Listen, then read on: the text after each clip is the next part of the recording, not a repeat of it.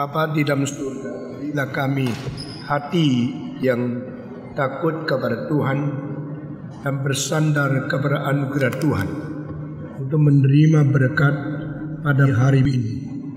Tuhan telah membangunkan kami, memberikan kesehatan, memberikan matahari, memberikan anugerah baru untuk minggu ini. Kiranya firman-Mu yang hidup boleh menghidupkan iman dan kerohanian kami. Firman yang suci boleh membersihkan dan memberikan kekudusan di dalam hidup kami. Firman yang benar boleh memimpin kami berjalan di dalam kebenaran Tuhan. Dan firman-Mu yang kekal memberikan pengharapan di dalam hidup kami. Kami serahkan setiap orang yang hadir di dalam kebaktian ini dan mereka yang ikut streaming di dalam rumah masing-masing di dalam tangan Tuhan yang Maha Kuasa. Pimpinlah kami, berkati kami. Kami serahkan hamba-Mu dan setiap hadirin di dalam tangan Tuhan. Dengar doa kami, pimpin kami dalam nama Yesus Kristus, penebus dan juru selamat kami yang hidup. Kami sudah berdoa. Amin. Sudah beberapa minggu kita memikirkan tentang Tuhan dan penguasa di dunia ini. Sebenarnya penguasa yang sejati adalah Allah Sang Pencipta, Sang Penghakim, dan Sang Penopang seluruh dunia. Tapi manusia kalau sudah mempunyai kuasa, dia anggap dirilah penguasa. Dirilah yang menentukan nasib orang lain. Kesombongan, arogansi, dan kesembarangan bertindak menjadi satu tanda yang diketahui sebagai penguasa-penguasa. Di dalam kira-kira 20 tahun yang lalu saya pernah berkhotbah bedanya penguasa dan pemimpin. Seorang mempunyai kuasa di atas, seorang yang memimpin rakyat di tempat yang paling tinggi, dia boleh memilih dua macam cara.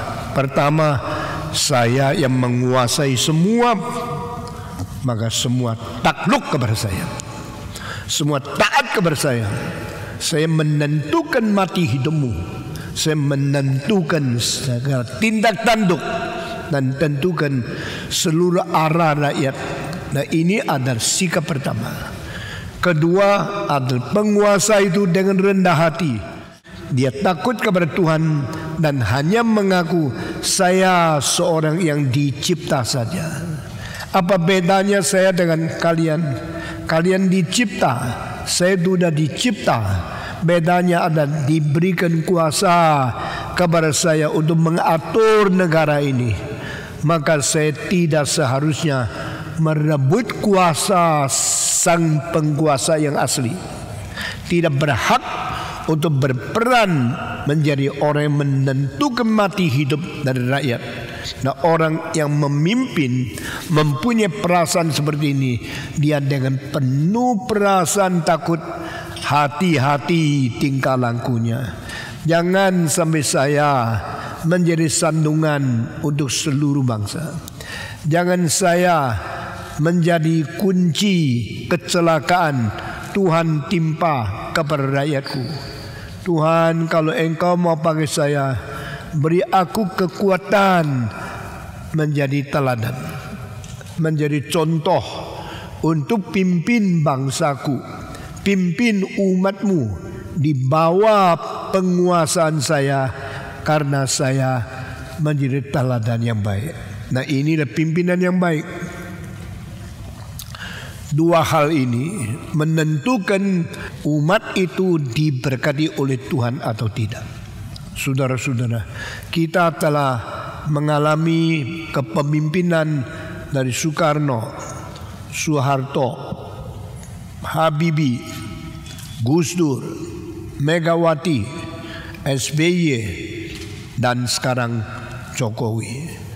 Di dalam melihat kembali kepada seluruh sejarah, engkau boleh baik-baik menentukan presiden kita yang mana penguasa. yang mana pemimpin. Ini satu pelajaran sejarah yang sangat penting sekali. Dan dari ini kita belajar juga bagaimana saya menjadi seorang yang mengelola keluarga, mengelola masyarakat, mengelola sekolah, mengelola pekerjaan gereja, mengelola sekelompok manusia di dalam organisasi saya. Kalau kedua pengertian engkau sadar dan engkau memperlakukan diri sebagai satu yang beres di hadapan Tuhan, berapa besar berkat yang mungkin Tuhan turunkan ke dalam wilayah yang kau perintah, wilayah yang kau kelola. Nah, ini penting sekali. Orang yang jadi anakmu, orang yang menjadi pegawaimu, orang yang menjadi umatmu, orang yang menjadi organisasi di dalam pelayanan, semua sama. Kalau mereka mempunyai pemimpin yang gila hormat dan gila kuasa, gila kepemimpinan, gila hak pribadi, mereka di dalam kecelakaan. Tetapi kalau seorang yang dipimpin mempunyai atasan yang tidak gila hormat, tidak gila uang, tidak gila kuasa, tidak gila akan hak, tetapi mengabdi dengan mau menjadi teladan, mau menjadi contoh yang baik di dalam tingkah laku, di dalam tabiat, karakter, dan segala perbuatan sehari-hari, orang yang dipimpin itu bahagialah. Saudara-saudara, manusia memang dicipta menurut peta teladan Allah. Jadi ada beberapa sifat ilahi yang menjadi dasar peta teladan Allah. Itu selalu kalau salah dimengerti, salah dicontoh, salah diperbuatkan oleh pemimpin, maka dia akan menjadi sumber kecelakaan dan menjadi sumber bahaya di dalam segala manusia yang dipimpin oleh dia. Alangkah bahagianya kalau engkau mempunyai guru yang baik, mempunyai ayah yang baik, mempunyai ibu yang baik, mempunyai pemerintah yang baik, mempunyai atasan yang baik, mempunyai teladan-teladan yang bikin engkau ikut rendah hati, ikut takut kabar Tuhan, ikut beribadah, dan ikut menjadi contoh di dalam melayani manusia. Saudara-saudara, ini satu hal yang begitu sederhana, tetapi paling tidak gampang.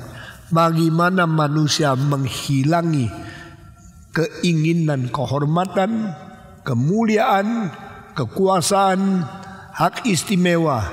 Lain orang tidak boleh, saya yang boleh. Orang lain mesti turut, saya boleh berontak. Inilah hal yang sangat menakutkan. Barang siapa yang menjadi majikan, menjadi pimpinan, menjadi presiden, menjadi guru, menjadi pimpinan organisasi, kalau jiwanya menyeleweng sedikit, pikirannya mengikuti cara setan, maka dia tidak bisa melayani, tidak bisa memimpin, dan akhirnya dia menunggu sesuatu hukuman berat yang turun dari Tuhan untuk menghukum, menghapus, dan mentiadakan hak yang pernah diberikan kepada dia. Di situ binasa tibalah, hukuman tibalah, kecelakaan tibalah, bukan saja kepada pemimpin, tapi kepada semua yang dipimpin oleh dia. Saudara-saudara, kita melihat pertama-tama kali kerajaan yang paling besar, yang paling berkuasa digarap dan dihukum oleh Tuhan adalah Mesir. Saya sudah dengan 3 minggu bicara tentang kerajaan-kerajaan dan kuasa dari Tuhan Allah campur tangan di dunia.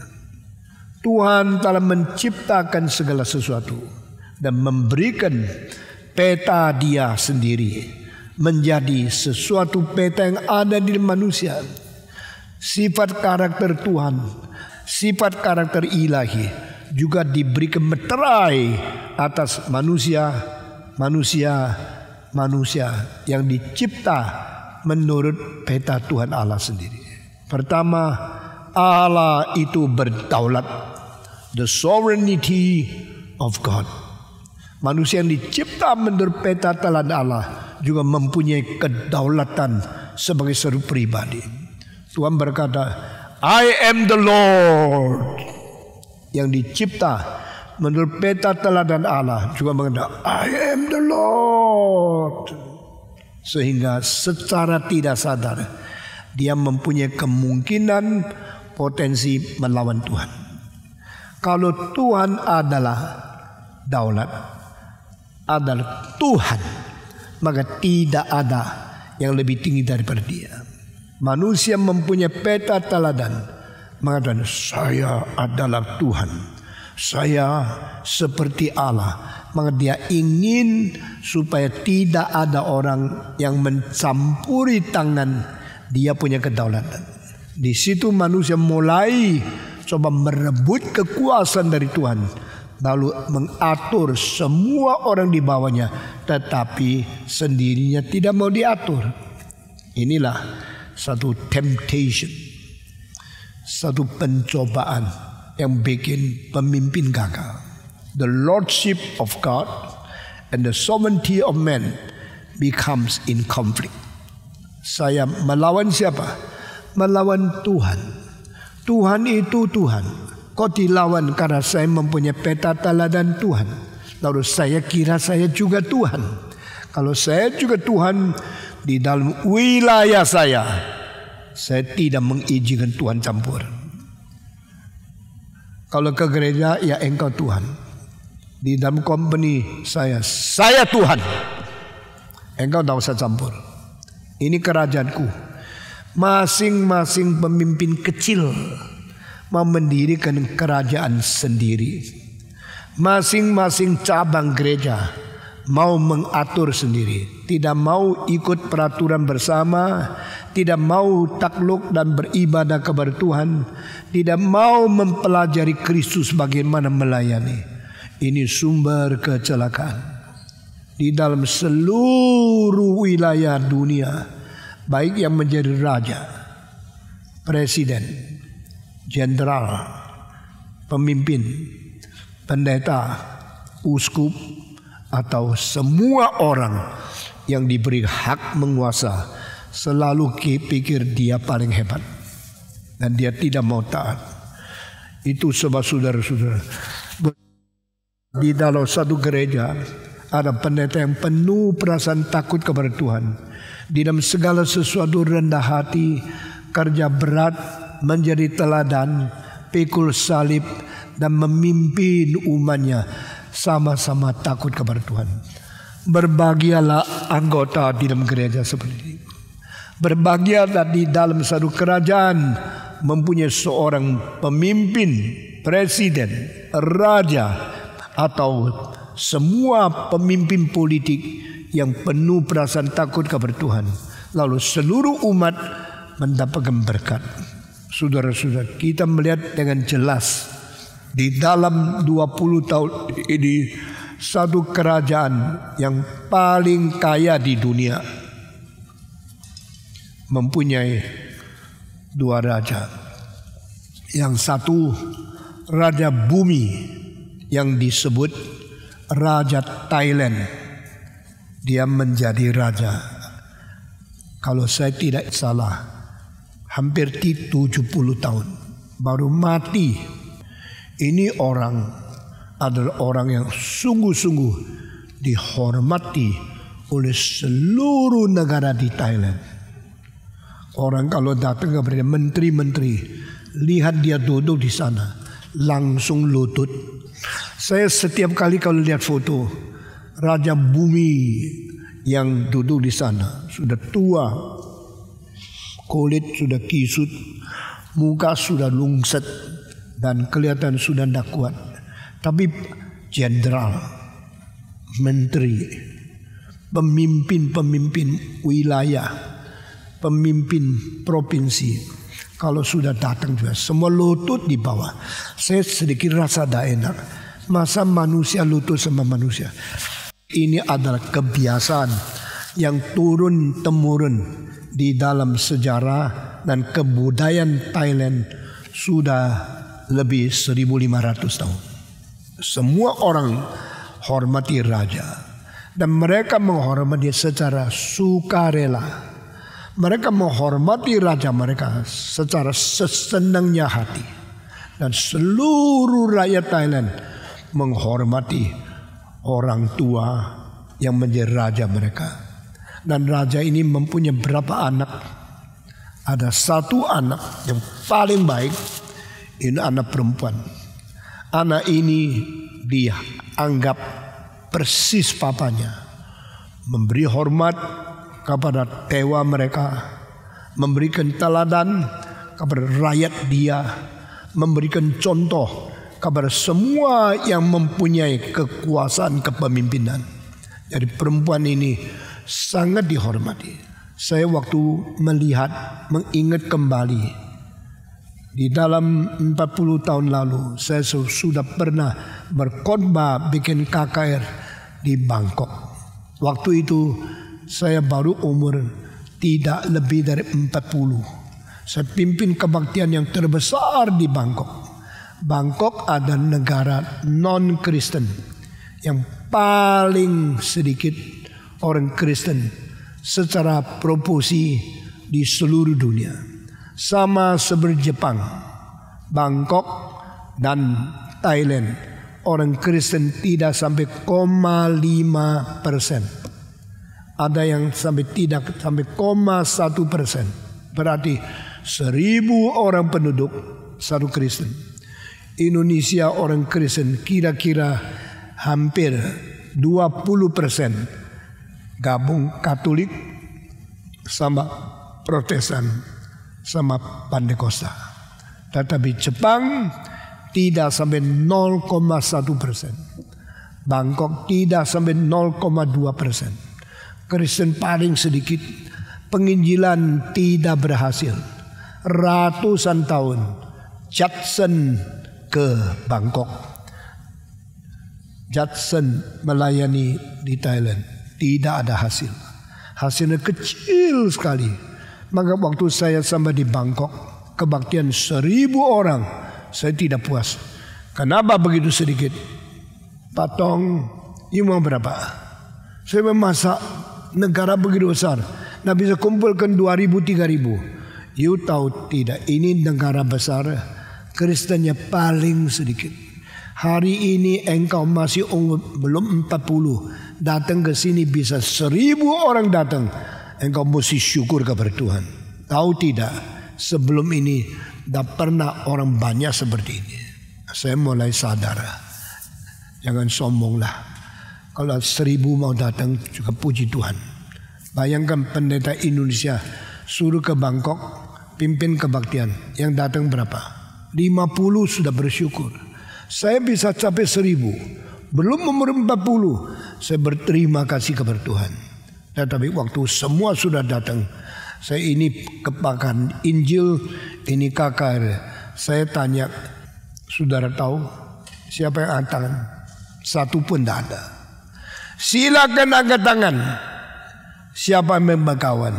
Saya terus teriak berapa? Di belakang ada 1 orang, 2 orang angkat tangan. Lalu saya tanya lagi.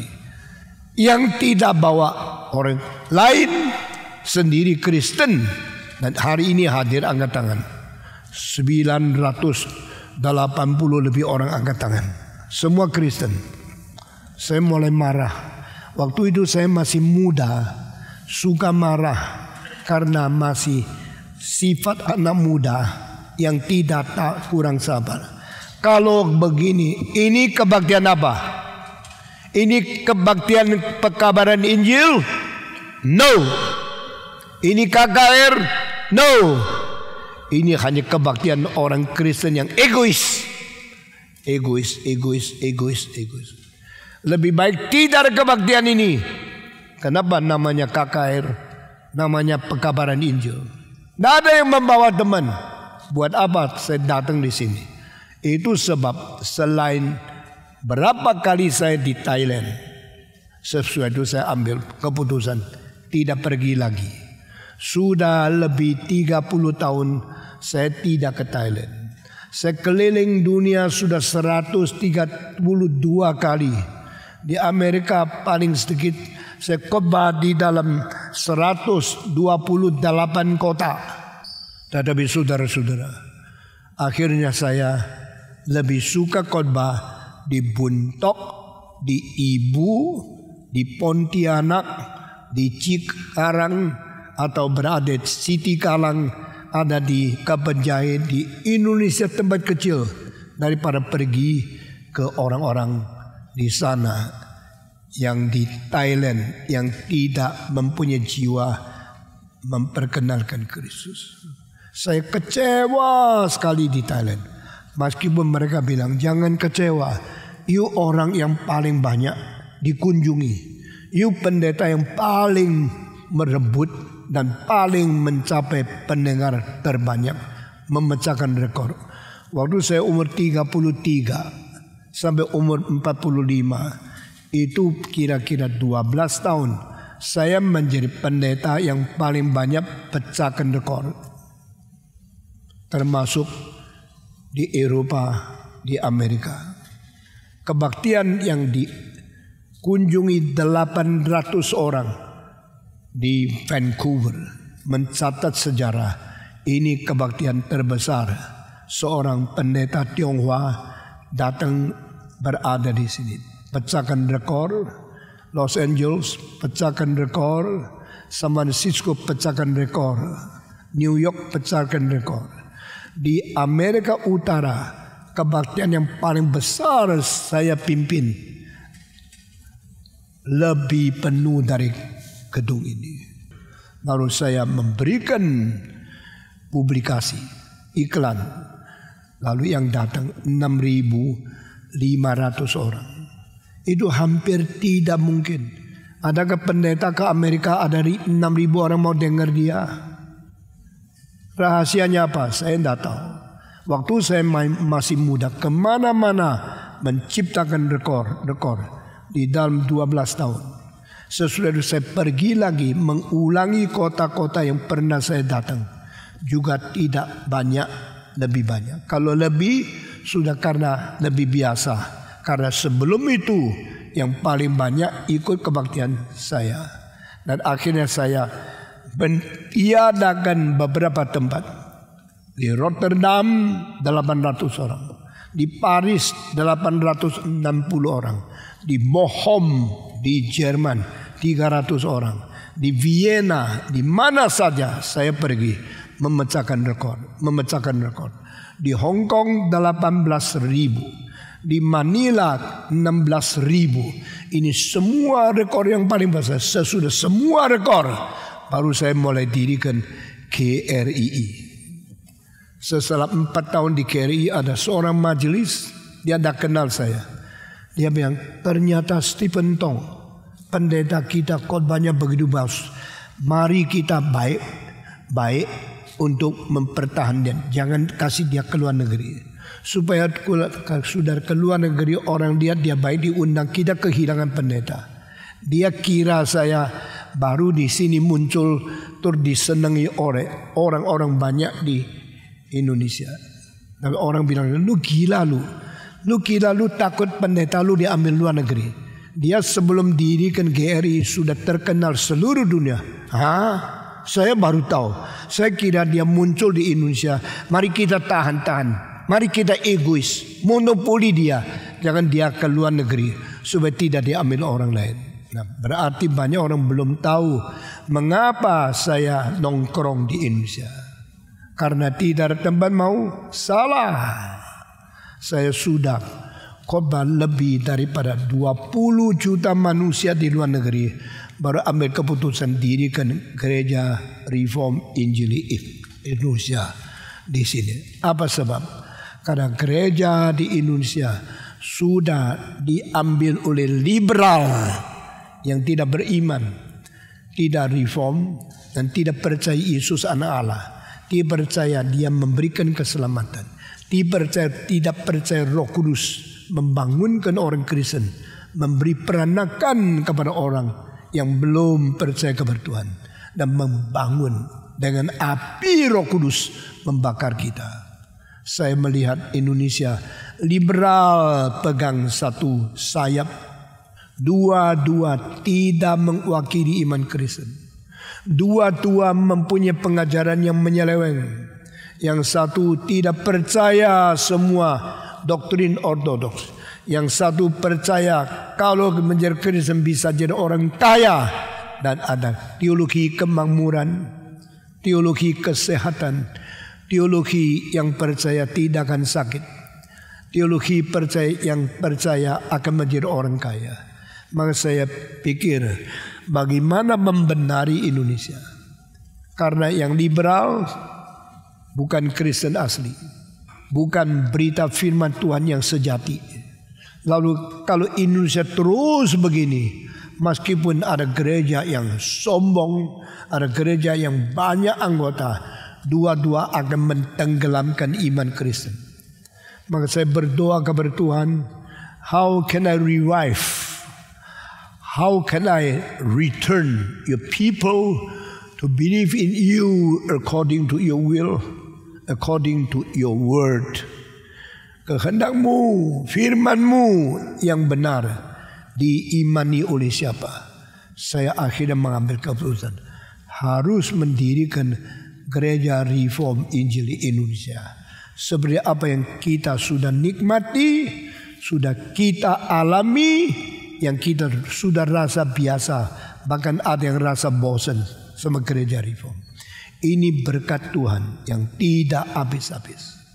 Puji Tuhan, di tengah kegersangan Indonesia, penyelewengan daripada dua sayap, akhirnya didirikan satu gereja yang tidak minta uang pemerintah, tidak bantuan luar negeri, tidak cari dukungan orang kaya, tidak dengan susah payah minta Tuhan kasih kita berakar ke bawah dan berbuah ke atas.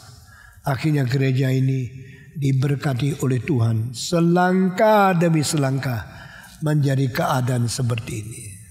Saya sekarang sudah tua, saya sering pikir kalau sudah saya mati bagaimana? Apakah pendeta-pendeta kita bisa meneruskan dengan semangat yang sama? Bisa membawa api Roh Kudus membangun gereja seterusnya. Bisa terus membangun cabang-cabang yang baru dari nol. Setelah 32 tahun kita mempunyai cabang 80 lebih. Baik di Indonesia maupun di Singapura, Asia Tenggara, di Jepang, di Amerika, di Eropa, Jerman dan sebagainya. Saudara-saudara, manusia pasti mati. Umur manusia pasti terbatas. Pada satu hari I will go, I will return to my Lord, and you mesti berjuang terus. Harus ada pemimpin-pemimpin yang bukan gila hormat. Pemimpin-pemimpin yang rela menjadi budak semua orang. Seperti Paulus berkata di hadapan engkau, saya adalah budak Yesus Kristus. Saya melayani hanya sebagai budak kepada Tuhanku Yesus yang mati dan bangkit. Saudara-saudara, pada waktu Tuhan dari surga melihat dunia dikuasai oleh pemimpin-pemimpin yang tidak beres, pemimpin-pemimpin yang gila kuasa, pemimpin-pemimpin yang menjadi penguasa tapi tidak memimpin, maka Tuhan marah, Tuhan jatuhkan, turunkan hukuman kepada dunia. Masih ingat ada Firaun yang takut kepada Tuhan, melihat Yusuf yang begitu pintar menangani kecelakaan daripada kelaparan seluruh Mesir. Panggil dia, you yang menjadi orang kedua. Saya Firaun, you menjadi Perdana Menteri, you yang mengatur seluruh negara. Seorang budak yang dijual, yang dibawa menjadi seorang hamba budak di dalam rumah Potifar, akhirnya diangkat oleh Tuhan menjadi Perdana Menteri. Orang yang berkuasa kedua dalam seluruh kerajaan Mesir. Tapi Yusuf tidak sombong. Yusuf memakai bijaksana. Yusuf memakai satu kesetiaan. Ini dua hal, bijaksana dan kesetiaan. Semua 1, 2, 3. Semua ya, 1, 2, 3 sekali lagi. Jikalau engkau bekerja di company, di pemerintahan, di sekolah, di instansi, di masyarakat, engkau mempunyai kedua hal ini, bijaksana dan kesetiaan. Maka orang yang memanggil engkau menjadi pegawai, memanggil engkau menjadi guru sekolah, orang yang memilih engkau menjadi RT RW, memilih engkau menjadi wali kota, mereka akan mempunyai satu kesan, orang ini ada roh dari Allah. Dua orang di dalam Alkitab, satu Yusuf, satu lagi Daniel. Dua-dua anak muda yang sangat kurang pengalaman, tapi disertai oleh Tuhan. Mereka bekerja apapun pakai bijaksana. Kerja apapun penuh kesetiaan. Maka di kerajaan yang bukan Kristen, di dalam negara yang melawan Tuhan, ada raja mengatakan, siapa orang ini? Begitu bijaksana, begitu setia kerja, pasti ada roh Allah berada di dalam dia. The sign for the non-Christian to prove you have Holy Spirit, only two things: your wisdom and your faithfulness. Bagi Yusuf sama, bagi Daniel juga sama. Kerajaan Mesir mengaku di tengah-tengah kerajaan ini ada orang begitu bijak dan begitu setia, kecuali roh Allah. Mereka tidak tahu Allah yang sejati yang mana. Ada pada dia, baru dia bisa begitu sukses dengan bijaksana dan dengan ketelitian kesetiaan. Saudara-saudara, kita melihat satu bangunan, kalau engkau pelajari sungguh-sungguh mengetahui yang desain itu ada bijaksana tidak. Kalau bangunan tidak karu-karuan. Seperti gedung ini, adakah satu tempat yang tidak bisa lihat mimbar dengan jelas? Tidak ada. Karena apa? Semua sudah dipikir. Sebelum gambar, saya kadang-kadang lihat arsitek ya, kasihan sekali. Gambarnya teliti, tapi prinsipnya salah semua. Kalau dilihat, rapinya, gambarnya bagus. Tapi sudah jadi bangunan, duduk di sini, tidak dengar jelas, tidak lihat jelas, tempat tidak enak, jalan tidak enak. Di Surabaya saya pernah sewa satu gedung bisa 1.600 orang untuk bikin seminar. Tetapi karena desainnya, setelah selesai mobil keluar dari gedung itu sampai 1,5 jam belum sampai di tengah jalan, masih macet di dalam. Wah, salah satu gedung yang setelah saya pakai satu kali, tak pernah saya pakai lagi. Saudara-saudara, gedung ini atas bawah bisa 6.000 orang. Dan paling banyak satu kali kita bikin seminar yang berjudul Qofadis Mahasiswa Indonesia. 8.420 orang ikut di dalam kebaktian ini. Atas penuh, bawah penuh, Calvin penuh, Mesias, lalu Agape penuh, Hosana seluruhnya penuh. Waktu keluar mobil 600 lebih di dalam, tidak sampai 15 menit semua beres. Karena apa? Yang desain harus ada bijaksana. Dan saudara-saudara, orang seperti Yusuf, orang seperti Daniel dicap oleh orang kafir, kerajaan Babylon, kerajaan Mesir mengaku mereka dipenuhi oleh Roh Kudus dari Tuhan Allah, bukan karena gemetar atau bahasa lidah, tapi karena berbijaksana dan mempunyai ketelitian, ketaatan, kesetiaan yang menjadi teladan. Saya tidak teruskan. Pada waktu Tuhan melihat kerajaan yang baik, mempunyai raja Firaun yang baik, Tuhan masih memberkati. Tapi setelah Firaun mati, Firaun baru naik, dia bilang, siapa Yusuf? Saya tidak kenal. Dia mulai menganiaya, mulai pakai kuasa, bukan pakai teladan, mulai pakai kehormatan, gila daripada kehormatan untuk menekan Israel. Maka Tuhan berkata, inilah waktunya saya menghukum kerajaan besar.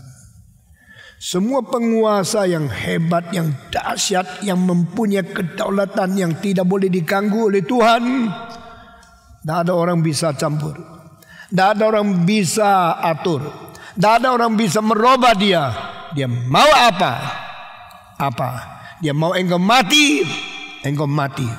Biarkan engkau hidup, engkau boleh hidup. Apakah semua rasa yang dipimpin oleh orang diktator itu menentukan nasib? Apakah kuasa yang dipergunakan untuk mati hidupkan rakyat itu adalah mutlak? Alkitab mengatakan no. When I am pleased by you, I still keep blessing to you. But if you are not according to my will, I will condemn you, I will punish you. Yesaya pasal 45 ayat 7 dikatakan, I both create the light and darkness. Ini pertama kali ya, kegelapan dicipta. Di dalam seluruh kitab suci, kegelapan dicipta oleh Tuhan. Akulah yang menciptakan terang dan akulah yang menciptakan gelap. Kalimat kedua, akulah yang memberikan berkat dan aku yang turunkan kecelakaan. Wah, baru kita tahu mengapa Tuhan disebut Maha Kuasa. Kuasa gelap pun tanpa mungkin tiba kepada kita jikalau bukan diizin oleh Dia. Kecelakaan pun tidak mungkin menimpa hidup kita kalau bukan Tuhan yang turunkan. Aku yang mencipta terang, aku yang mencipta gelap, aku yang menurunkan berkat, aku yang jatuhkan hukuman kepadamu. Siapakah engkau? Engkau hanya manusia. Oh, engkau iya. Bisa kita dikecelakaan, kita diberikan kecelakaan, kemarahan, hukuman kita orang berdosa kecil. Tuhan bilang, no, not only you, but you are ruler, you are king, the highest authority in dictatorship of human being. Itu pun akan dicampur tangan oleh saya.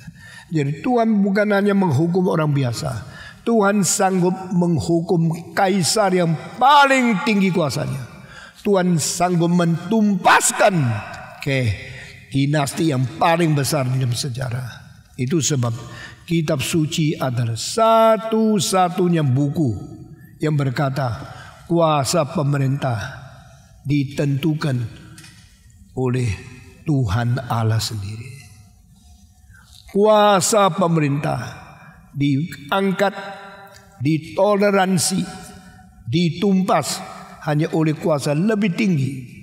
Kuasa Allah lebih tinggi daripada kuasa pemerintah. Dan kuasa pemerintah yang jahat menganggap mereka lebih tinggi daripada kuasa rakyat. Kuasa daripada politik yang lebih maju mengaku rakyat berkuasa lebih dari pemerintah. Di sini the power of God, the power of government, and the power of people.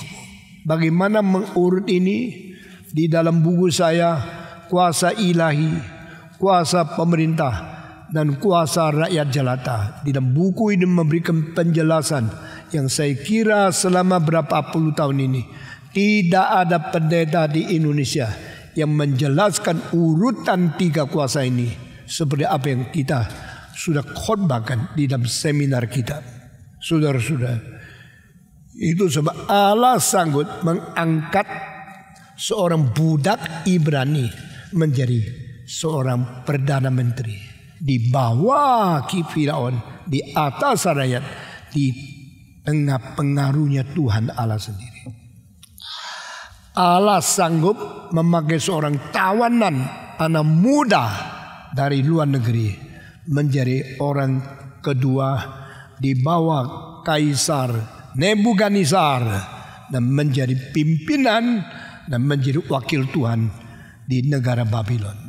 Mesir sama, Babylon sama. Yang menentukan kuasa siapa? Tuhan. Yang memberikan berkat siapa? Tuhan. Yang menjatuhkan kecelakaan siapa? Tuhan. I both created light and darkness. I both give you blessing and disaster. Di dalam Inggris diterjemahkan, I create good and evil. Saya tidak begitu setuju. Karena kalau Allah menciptakan baik dan Allah juga menciptakan kejahatan, berarti yang menciptakan jahat, yang merencanakan jahat lebih daripada orang yang melakukan kejahatan. Perencanaan lebih besar dosanya. Allah tidak menciptakan jahat, tetapi evil yang muncul di dalam kalimat Yesaya 45 ayat 7 itu mengandung 3 macam arti. Arti pertama, the natural evil, seperti gempa bumi, tsunami, peletusan dari gunung, dan bencana alam. Itu diizinkan oleh Allah. Iya. Apalah Allah yang menciptakan segala sesuatu yang jahat untuk melukai manusia? Tidak. Allah mengizinkan dan Allah mengontrol. Seperti coronavirus, orang bilang semua penyakit dari setan. Maka kali ini saya mau tanya, apakah dengan kuasa pendeta yang katanya memihak Tuhan Allah boleh mengusir setan, membersihkan dunia dari COVID? Ternyata selama 2 tahun semua tidak berani ngomong, tidak berani bikin kebaktian kesembuhan karena tidak mampan. Nah, ini membuktikan the world is not under your control. The world and human destiny is not determined by you. Allah yang menentukan. Kalau Allah mengizinkan banyak yang mati karena COVID, bukan karena itulah harus hukuman yang ditimpa kepada berdosa, tapi izinnya Tuhan memberikan kecelakaan, atau izinnya Tuhan memberhentikan kecelakaan, izinnya Tuhan memberikan berkat atau tidak. Hanya orang reform yang tenang, stabil, tidak diganggu oleh kesulitan seperti ini. Saudara-saudara, kita sekarang baru masuk 10 tulah yang diberikan Tuhan untuk menghakimi orang Mesir.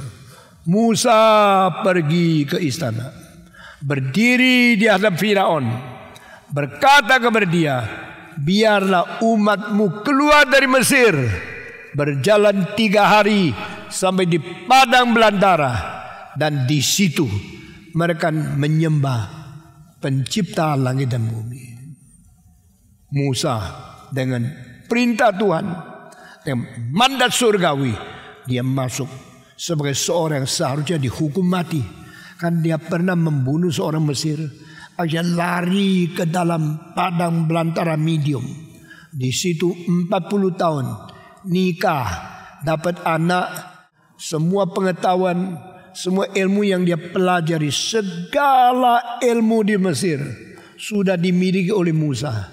Tapi di padang belantara bisa pakai matematikanya, arsitekturnya, semua pengetahuan aritmatiknya, dan semua pikiran-pikiran yang paling canggih dari semua pengetahuan di Mesir tidak ada gunanya. Tidak ada murid mau dengar dia. Tidak ada kolega yang diskusi sama dia. Tidak ada orang-orang sarjana yang mengerti apa yang dia mengerti. Sampai hari cuma lihat domba. Dia tidak guna. 40 tahun. Seorang yang sudah belajar menjadi profesor, lalu 40 tahun tidak ada murid. Hidupnya berapa gersang, berapa kosong, hidupnya berapa tidak berarti. Tapi Tuhan sambung tiap hari hidup, tidak kasih tahu mau apa. Sampai umur 80, saya mengetahui apa artinya umur 80. Saya sudah lebih 80. Saya tahu itulah umur senja, umur tua, umur tidak lama lagi di dunia. Tetap harus bawa domba-domba. Antara mereka pergi minum air di padang belantara, makan rumput di padang-padang rumput. Pada satu hari ini sampai di satu tempat, dia melihat di depan ada yang terbakar. Apa itu ya? Dia datang mau mencari pembakaran itu sebabnya apa? Apakah ada orang di padang belantara? Waktu dia berdiri lagi menyelidiki. Musa, Musa, copotlah sepatumu karena tanah yang engkau injak ini tempat suci. Dia kaget. Tuhan ada di sini. Dia tidak mengerti. Bukan Tuhan di surga. Mengapa menjadi Tuhan di padang belantara? Tuhan berkata kepada saya, suruh saya copot sepatu. Karena ini tempat suci. Bahasa Ibrani Qadesh. Istilah Qadesh yang akhirnya dipakai di bait Allah. Pertama kali muncul di pasal ketiga daripada kitab Keluaran. Dia langsung copot sepatu. Dia langsung lutut di hadapan Tuhan. Musa, akulah Allah Israel, Allah Abraham, Ishak dan Yakub. Sekarang saya perintahkan engkau pergi ke Firaun. Bicara perintahku kepada dia. Biarkanlah umatmu keluar dari Mesir sampai di padang belantara untuk menyembah aku. Oh ya Tuhan, dia tahu Tuhan tidak membuang dia. 40 tahun membiarkan dia adalah disiplin, adalah pengajaran, adalah satu tangan yang membentuk dia. Banyak orang anak muda, oh saya mau menjadi pendeta, saya mau jadi hamba Tuhan. Begitu masuk teologi, cepat harus, cepat harus, cepat apa? Cepat lulus. Sudah gini jadi pendeta besar. Kadang-kadang Tuhan bilang, no, I'm not using you until you are 80 years. Ada orang disimpan, diberhentikan oleh Tuhan berapa puluh tahun, baru dipakai. Ada yang 5 tahun, gagal, tidak bisa jadi apa-apa, khotbah tidak mau dengar, lalu patah hati karena pacarnya tidak mau nikah sama dia. Sampai dia sudah seluruh hidup lunak, seluruh menyembah Tuhan, meraba di tanah. Please use me God, baru Tuhan pakai. Saudara-saudara, Tuhan kalau pakai seorang, tidak mungkin dia tidak ikut melatih. Tidak mungkin dia tidak mendisiplinkan, memberikan kesulitan yang besar, baru akhirnya diangkat, dipakai oleh dia. Nah, saudara-saudara, Musa tunggu 40 tahun. Dari tadinya menggebu-gebu, membunuh orang Mesir, kira ini caranya menyelamatkan orang Israel. Tuhan bilang, no, that is your way. That is not my way. Kalau Musa membunuh orang Mesir 1 hari 1, 10 tahun cuma 3.650. 40 tahun hanya kira-kira tidak sampai 15.000 orang. Kalau dia pakai cara dia. Tuhan bilang, masa cara kamu 1 hari bunuh 1, saben hari bunuh 1, 1 hari bunuh 1. 1 tahun 365. Dan setiap kali engkau bunuh Mesir dan ditangkap, itu tidak mungkin. Jadi saya bukan pakai cara engkau untuk menyelamatkan umatku.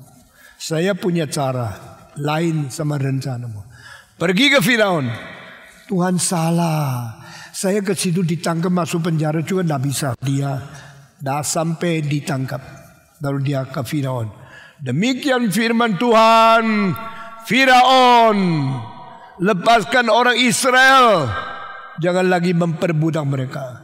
Karena mereka umat Tuhan, bukan umatmu. Engkau harus lepaskan mereka. Hah? Siapa engkau?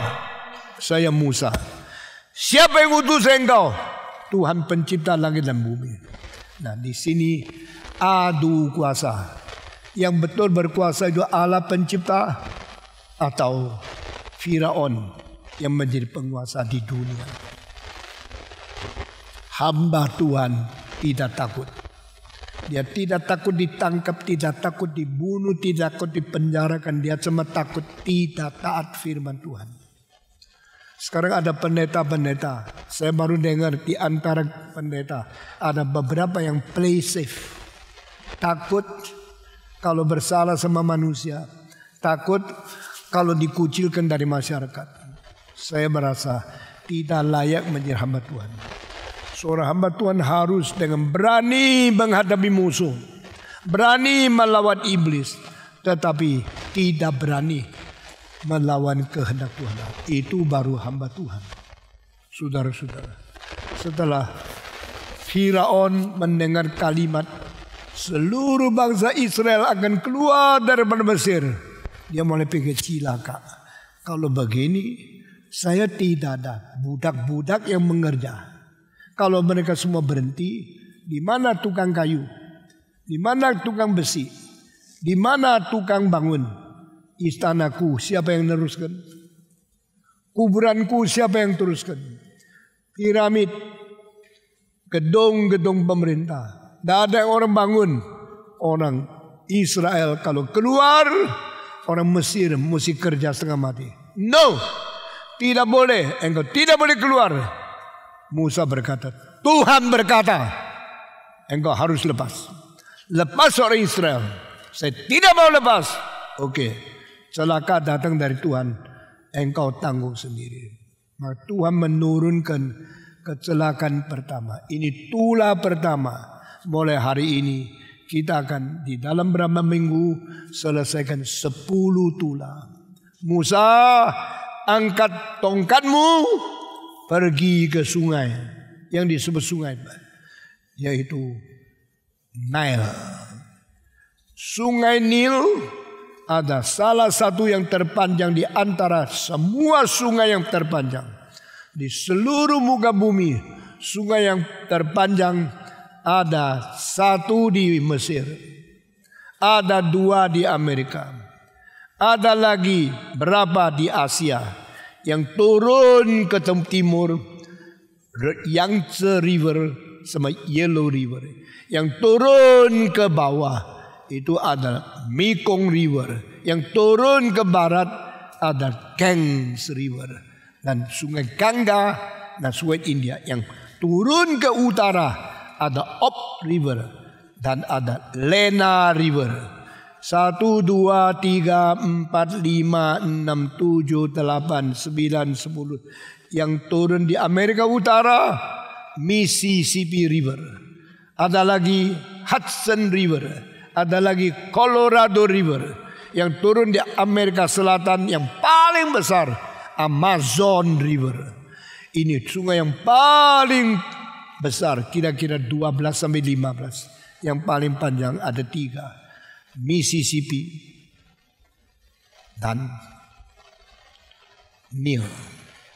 Dari selatan gunung tinggi air turun terus melewati beberapa negara di selatan daripada Afrika, terus menuju ke utara, makin turun sampai Ethiopia, Mali, sampai Mozambik, lagi turun lagi setelah Ethiopia sambung ke Mesir bawah. Ini 6.000 lebih mil atau kira-kira hampir 8.000 kilometer panjangnya sungai itu. Sampai di Mesir, di delta ke Mediterranean Sea. Itu sudah menjadi sungai yang luas sekali. Dan sungai ini setiap tahun banjir 1 kali. Dengar baik-baik. Kalau sudah banjir, semua orang susah, tapi orang Mesir senang. Karena mereka mengetahui hanya sungai ini membuat mereka subur.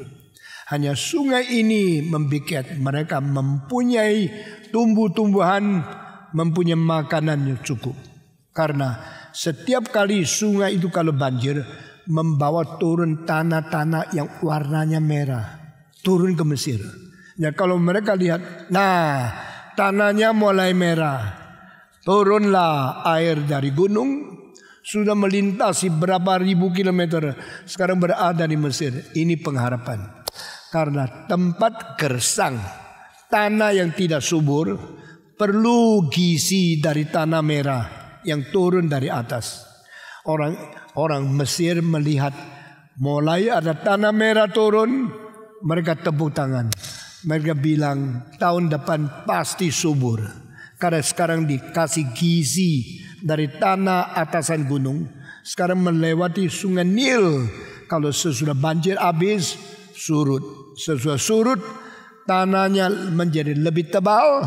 Dan di atas tanah yang gersang ditutupi dengan tanah yang sangat-sangat kaya. Sangat-sangat bergizi. Dan di situ mereka tanam apa? Tumbuhnya besar. Berbuah lebat. Berhasil yang sangat kaya. Maka orang Mesir sangat suka tinggal di pinggirnya kanan, kiri dari sungai Nil. Dan sungai Nil dianggap itu dewa. Dewa yang mensuburkan, dewa yang bikin kaya, dewa yang memelihara rakyat Mesir. Tuhan sekarang mengatakan, Musa, angkat tongkatmu, pukul sungai Nil. Berarti memukul dewanya. Orang Mesir tidak. Mana bisa. Ini Nil yang menghidupkan seluruh rakyat Mesir. Tidak mungkin ada orang yang bisa bikin kita kecelakaan. Maka orang-orang Mesir sombong. Orang Mesir percaya tidak mungkin ada kuasa besar yang melawan mereka. Pertama kali Tuhan campur tangan.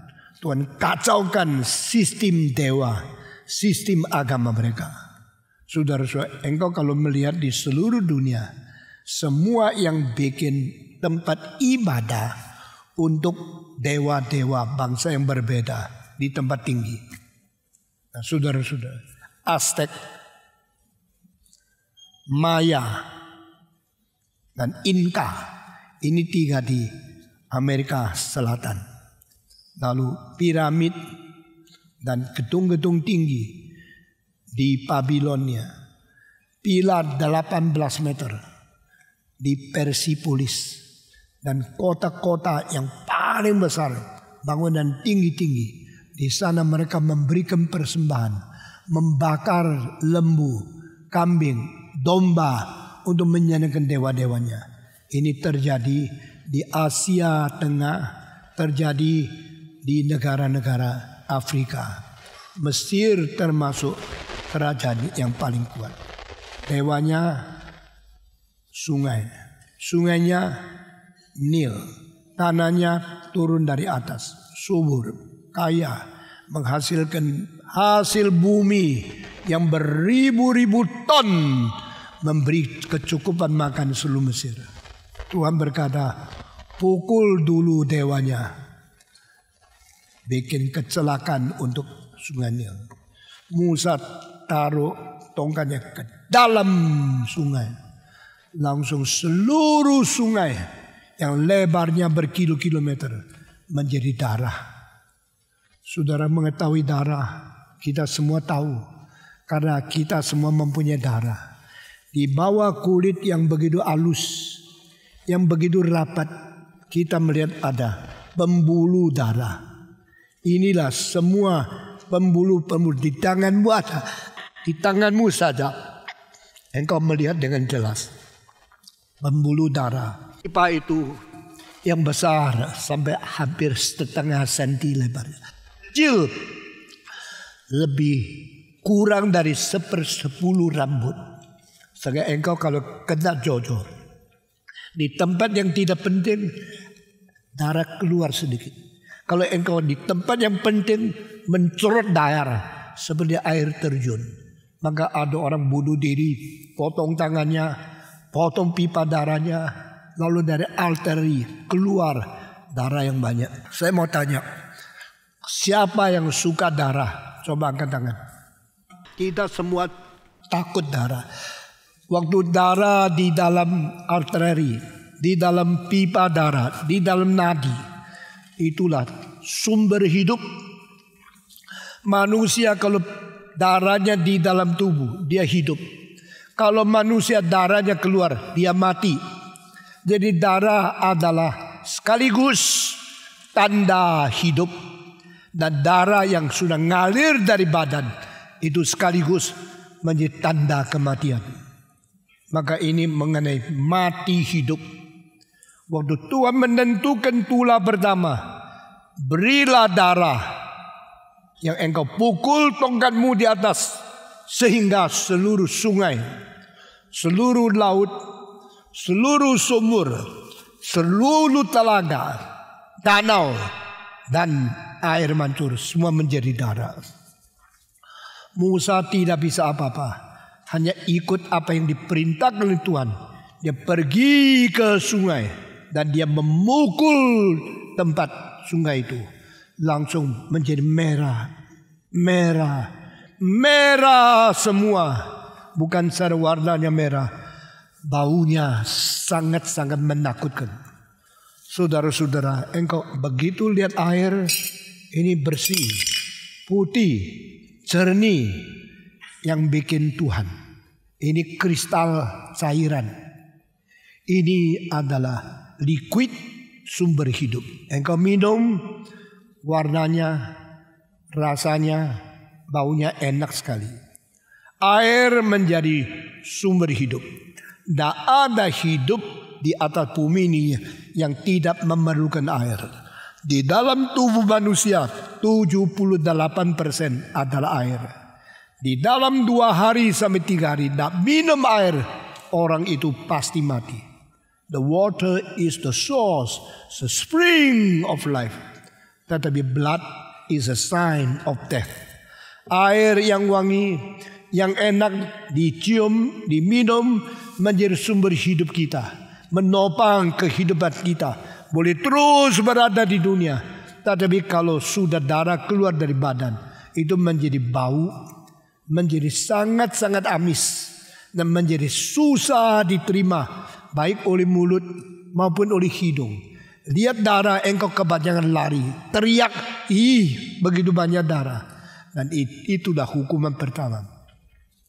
Tuhan turunkan tulah pertama, jadikan laut, kali, sungai, tambak, danau, sumber, dan semua itu air dari sumur menjadi darah. Lalu Musa berkata, jadilah darah, semua jadi darah. Waktu itu saya mau tanya, kuasa Firaun di mana? Kemampuan Firaun bisa apa? Tidak bisa apa-apa. Cuma bisa terima tulah, terima sengsara, dan tidak bisa bicara apa-apa. Tapi Alkitab berkata, Firaun tidak mau mengalah, tidak mau bertobat, tetap mengeraskan hati. Dan dia berkata, hei dukun-dukun Mesir, semua ahli sihir Mesir, keluar, jangan kalah sama Musa. Maka dia tetap mau menyatakan kuasanya dia lebih dari yang lain. Dukunnya semua keluar, mereka pakai tongkat mereka pukul air, juga jadi darah. Kalau begini, tidak usah takut Yehova, tidak usah takut Tuhannya orang Israel.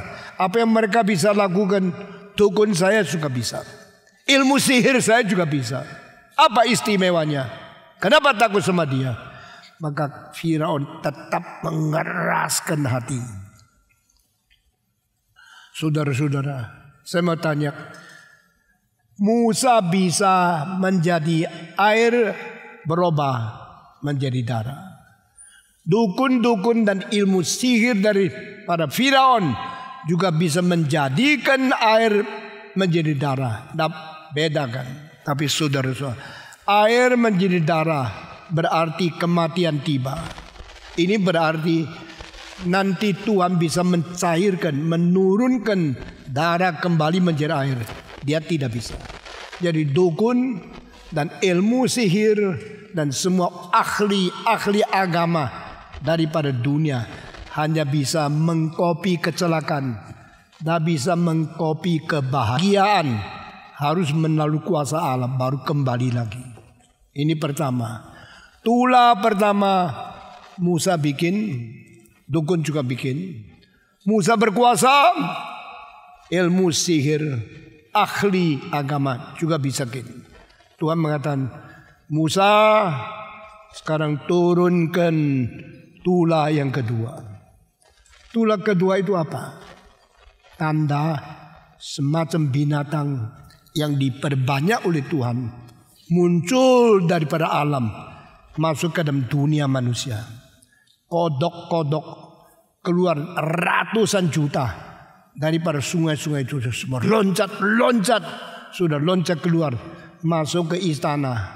Bayangkan istana banyak barang yang mahal, bahan yang sangat kuat, sangat kaya, sangat mewah. Sekarang semua dimasukin. Kalau 1000 kodok masuk rumahmu, engkau jadi apa? Engkau dengar suara dung dung. Pernah dengar suara kodok enggak? Malam-malam engkau tidur di dalam tambak atau dalam tempat ikan, ada kodok-kodok yang banyak di situ, suara dung dung. Engkau rasa bagaimana? Itu tak habis-habis, suara mengganggu, loncatan menakutkan, masuk rumah, masuk tempat tidur, masuk bantalmu, engkau baru tidur, langsung engkau ada goyang-goyang, begitu buka berapa kodok langsung keluar. Inilah kekacauan kedua yang diberikan Tuhan untuk raja daripada Mesir, Firaun itu. Mereka tidak bisa apa-apa, mereka menjadi takut, ngeri, dan kodok itu salah satu dewa dari orang Mesir. You kira mereka memberi berkat? Saya suruh mereka keluar dari sungai, masuk ke rumahmu, masuk ke WC-mu, masuk ke kamar mandimu, masuk ke tempat tidurmu, masuk ke kamarmu, masuk ke dalam tempat kerjamu, meja penuh kodok, laci kodok, WC kodok, kodok loncat, dan engkau ketakutan setengah mati. Seluruh Mesir diganggu oleh binatang kecil. Kalau Tuhan mau menjadi musuhmu, tak perlu pakai singa, macan tutul, atau gajah masuk rumahmu. Dia cukup pakai kodok, bikin rumahmu dikacau balaukan.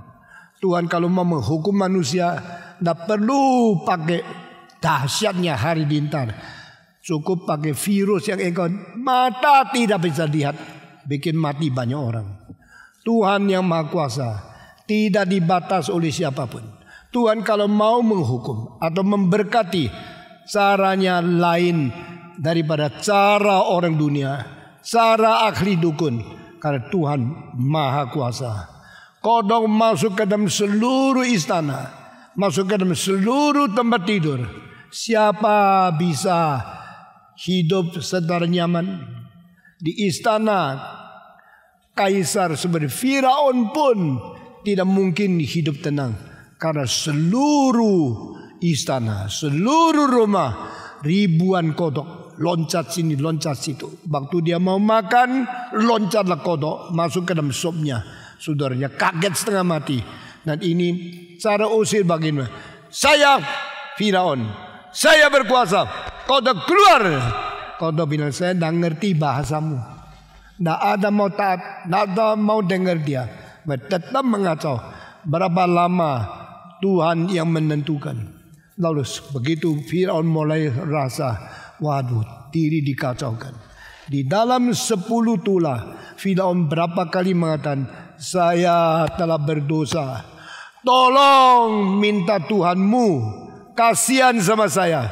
Berhentikan kecelakaan ini, tarik kembali tulah ini, supaya saya boleh hidup secara nyaman di dalam dunia ini. Saudara-saudara, di hidup pertama kali kuasa yang paling besar di manusia mengaku mereka kalah, mengaku mereka terbatas, dan mereka minta melalui hamba Tuhan supaya berdoa kepada Allah yang sejati untuk campur tangan kedua kali. Pertama kali Tuhan memberikan segala kecelakaan kepada manusia. Kedua, Tuhan menarik kembali kecelakaan itu melalui dia, Firaun, minta kepada Musa. Musa, tolong kasihan saya. Saya tidak bisa kerja. pakaian saya ada kodok di dalam. Saya ketakutan tempat tidur saya. Banyak kodok. Sebelum saya mau tidur, mereka mengacaukan ratusan kodok di tempat tidur. Di dalam tubuh saya, tubuh ratu, kodok loncat-loncat. Saya bagaimana bisa aman? Tolong beritahu kepada Tuhanmu. Kalau memang dia yang turunkan, saya harap dia yang tarik kembali. Saudara-saudara, ini tulah kedua. Saudara-saudara, ada satu ilah orang Mesir namanya Khnum. K-N-U-M. Khnum itu mengakibatkan anaknya namanya Het. H-E-Q-T. Dan satu lagi nyonya dari anaknya itu adalah satu dewa yang lain untuk membuat pengacauan dan sebagainya. Dan menurut mereka kodok kalau keluar tandanya tanah sudah subur. Kodok kalau berbunyi tandanya hasil bumi akan banyak. Kodok kalau sudah bersuara di seluruh Mesir berarti panen akan menjadi besar. Panen besar kalau sudah datang, ekonomi masih akan menjadi kuat. Kalau kodok-kodok sudah hasil berarti Egypt, Mesir akan menjadi negara yang kaya. Semua ini diboikot oleh Tuhan. Semua ini diturunkan kecelakaan oleh Tuhan. Ternyata sungai menjadi darah, katak menjadi kacau, Mesir menjadi susah payah. Ini kedua. Sesudah itu Saud Mesir Firaun berkata, kalau kelihatan sudah reda, sudah berhenti. Israel tidak boleh keluar dari tanah ini. Engkau tidak boleh keluar. Tuhan berkata, kasih tulah ketiga. Tulah ketiga lebih menakutkan karena tulah ketiga bukan air menjadi darah, bukan Nil hasilkan kodok yang banyak. Kodok sudah berhenti, sudah lenyap, hilang dari seluruh Mesir karena Tuhan menghentikan hukuman. Tapi ketiga datang. Karena apa? Karena Firaun tidak mau bertobat. Tuhan kasih tulah ketiga itu apa? Kutu-kutu kecil yang mengadakan di dalam daging, kulit, tidak mau pergi. Lalu di situ dia tidur, lalu dia menggigit daging orang lain. Kutu-kutu kecil yang punya gigi yang tajam, mempunyai tusukan. Ini apakah semacam kutu yang kita tidak ngerti sekarang? Karena istilah kuno daripada Mesir mengatakan ini kutunya bisa nempel di kulit. Lalu tidak mau pergi, dicuci, dikeluarkan sulit, dia tangkap dengan dia punya cakar, bikin di kulit. Sesudah itu dari giginya menggigit kulit-kulit, seluruh badan sakit luar biasa, seluruh badan kutu, bukan cuma 3 biji, 4 biji engkau tarik, ribuan di seluruh badan, dari kepala sampai kaki. Saudara-saudara, Tuhan menurunkan kecelakaan kepada manusia yang tidak taat kepada dia. Sekarang Firaun bilang, hei ilmu sihir, dukun-dukun keluar, bikin yang sama supaya kita tidak kalah sama Allahnya orang Israel. Dukun-dukun pakai sihir mereka, harap kutu keluar. Ketiga tulah ini ternyata tidak bisa. Jadi dukunnya tidak berhasil. Ilmu sihirnya tidak mampu menciptakan kutu yang banyak ini. Tuhan memberikan sesuatu kuasa kecelakaan yang tidak mungkin ditiru oleh agama yang lain. Sekarang baru dia tahu, waduh kalau begini, ini apa? Ini di sini muncul tulah ketiga. Sekarang ada istilah muncul, tanganmu ya Allah campur tangan. Nah ini di dalam sesuatu pentafsiran daripada 1600 tahun yang lalu dari Augustinus. Ini namanya Roh Kudus. The Spirit of God. Di dalam 16 abad yang lalu pakainya adalah tangan dari Tuhan. Jari Tuhan Allah berada di masyarakat manusia. Roh tangan Tuhan mencampuri peristiwa di dalam dunia. Sehingga seluruh kerajaan yang kuasanya begitu besar, yang militer yang begitu kuat, tidak berdaya untuk merubah apa yang ditimpakan oleh Tuhan. Tidak ada orang bisa lakukan. Ini disebut tangan Tuhan turun kepada dunia. Saudara-saudara, kalau Tuhan mau marah, kalau Tuhan mau ganggu, tidak ada satu pemerintah yang bisa tenang. Kita bersyukur kepada Tuhan. Sampai abad-abad terakhir ini, banyak kali Tuhan ikut campur bikin negara-negara tidak ketenangan. Karena tangan Tuhan, jari Tuhan, roh Tuhan ikut campur, mengganggu, menghukum, dan memberikan penghakiman kepada manusia. Jangan main-main sama Tuhan. Saudara-saudara, ini sesudah 3 tulah turun. Mereka bilang, Musa tolong beritahu, minta kabar Tuhanmu. Saudara-saudara, dulu rakyat minta kabar Firaun.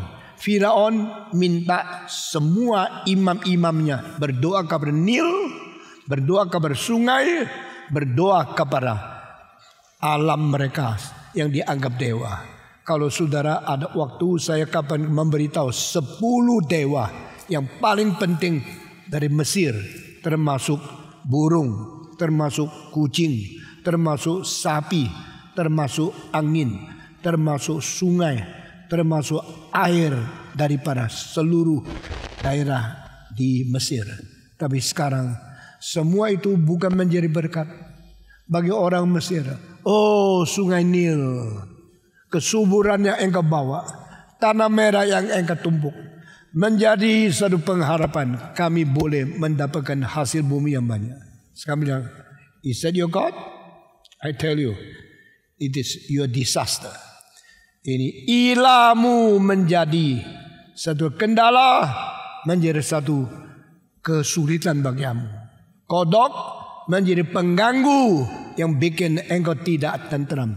Kutu-kutu, binatang-binatang lain satu persatu dipermainkan oleh Tuhan. Saudara, saya tidak tahu dewamu siapa.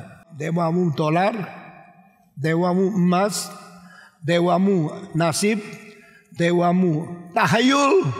Ada orang naik mobil tidak mau lewat pintu gerbang nomor 4. Itu membawa kematian. Orang begitu tidak lebih umur panjang. Ada orang ketakutan kalau percaya tahayul, takut fungsi. Mereka harus hati-hati pilih sudut, pilih arah, besarnya pintu, dan pakainya batu. Jangan sampai miring sedikit. Ini dewa-dewamu yang kau kira membawa berkatmu. Pada satu hari waktu Tuhan campur tangan, dia bikin dewa-dewa yang kau percaya menjadi sumber kecelakaan, menjadi sumber bahaya, menjadi hukuman yang tiba kepada engkau. Supaya engkau mengetahui, they are not your God. Your God is in heaven. Our Lord Jesus Christ and the Master who created the universe is blessing you or is give you punishment. Dialah yang memberi berkat. Dialah yang menjatuhkan hukuman. Dialah Allah yang hidup. Saudara-saudara, 10 tulah menjadi pertama kali Allah ganggu kerajaan di dunia paling besar untuk membuktikan yang memberi berkat, yang turunkan kecelakaan bukan dewa kita, tetapi Allah yang menciptakan langit dan bumi. Hari ini saya khotbah sampai di sini. Mari kita tunduk kepala, kita berdoa di hadapan Tuhan. Bapa di surga, kami berterima kasih karena Engkau adalah sumber berkat. Engkau juga adalah sumber kecelakaan. Engkau mengizinkan kecelakaan, hukuman, penghakiman tiba kepada manusia, membuktikan dewa-dewa manusia yang palsu bukan penguasa yang asli. Dan Engkau adalah Allah yang menentukan segala sesuatu. Berilah pengajaran kepada kami. Berilah kesadaran kepada kami. Berilah keinsyafan rohani sehingga kami kembali memberikan perasaan takut kepada Tuhan dan menyatakan pengabdian kita di hadapan-Mu. Dengar doa kami Tuhan. Kami serahkan semua ini ke dalam tangan Tuhan. Pimpinlah anak-anak-Mu menjadi orang yang takut kepada Tuhan dan orang yang mentaklukkan diri di bawah kedaulatan Tuhan. Dalam nama Yesus Kristus, penebus dan juru selamat kami yang hidup, kami sudah berdoa. Amin.